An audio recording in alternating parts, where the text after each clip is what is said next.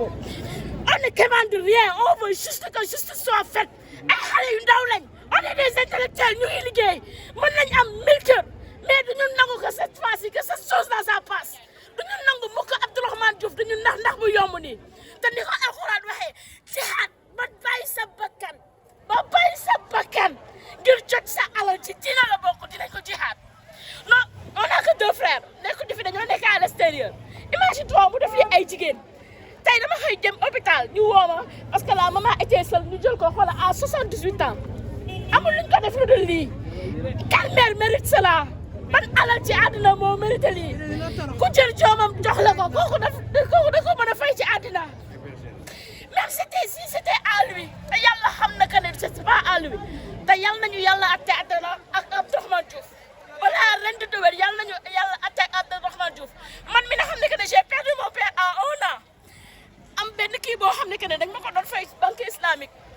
parce que par rapport ak sama papa li bu doon liggéeyee Abdourahmane Diouf dafa jékki-jékki rek ba ma amee 4 ans daal to ñëw ci kër gi ne daf ma bëgg pour vous dire que c'est un homme d'intérêt ne moom daal dafa bëgg ma ñëw këram ni nga gisee nii moom moo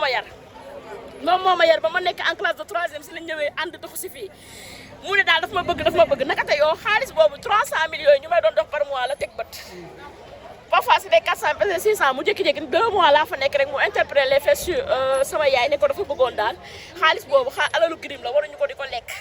parce que xaalis bu ñëwoon sama yaay dama daan laaj lan laa bëgg j'avais juste 6 ans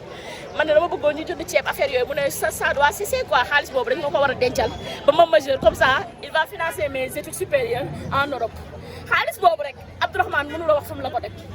imagine-toi xale boo xam ne que tu l'as chez toi 5 ans chaque mois nay encaissé xaalis boobu noonu ay 600 000 ay 800 000 te on a toutes les preuves mu jël xaalis boobu noonu jusqu'à mes 19 ans may am jëkkër Abdourahmane mënu la wax xaalis boobu tey fan la ko dugal dafa nekk nit ku ñeme yàlla waaye nag comme on dit